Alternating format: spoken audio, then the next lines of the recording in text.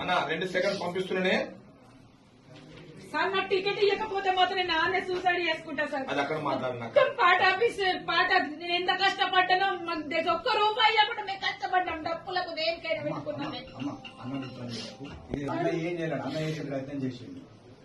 నేను ఎంత వరకు చేసిన నాకు అధ్యక్షురాలి నేను మెట్పల్లి కష్టపడి తెచ్చుకున్నా ఒకళ్ళు ఇంత తెచ్చుకోలేదు. నేను అక్కడ నుండి హైదరాబాద్కి వెళ్ళి state president Suntarao madam district level Vijayalakshmi మహిళా ప్రెసిడెంట్ ఆమె జిల్లా అధ్యక్షుడు వాళ్ళ ద్వారా నేను తెచ్చుకున్నా.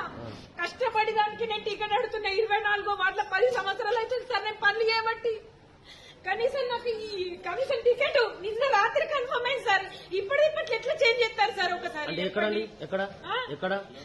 అందరూ సరే ఫోన్ చేసి మీకు కన్ఫర్మ్ అయింది రండి అని చెప్పిండు. ఇప్పుడే మీకు ఇక్కడికి వచ్చినాక లేదు అమ్మ సారీ అని చెప్పబట్టి. అంటే మీరు ఏం పేరమ్మా? నా పేరు ఎదుర్తి హరిత. ఎన్నో వార్డు? మెట్పల్లి 24వ వార్డు.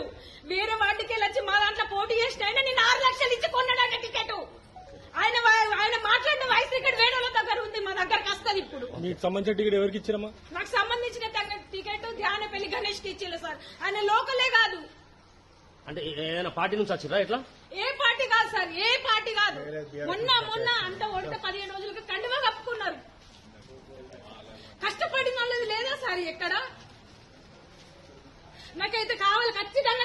నేను మాత్రం సూసైడ్ చేసుకుంటా. నాకు మాత్రం టికెట్ ఇప్పుడు టైం ఇస్తున్నా, మీకు 1 గంట టైం ఇస్తున్నా. నాకు విన టికెట్ ఓకే అయిపోతే మాత్రం నేను పార్టీ ఆఫీస్ ముంగట్లే పెట్రోల్ పోసుకొని పెట్టుకొని చచ్చిపోతాను.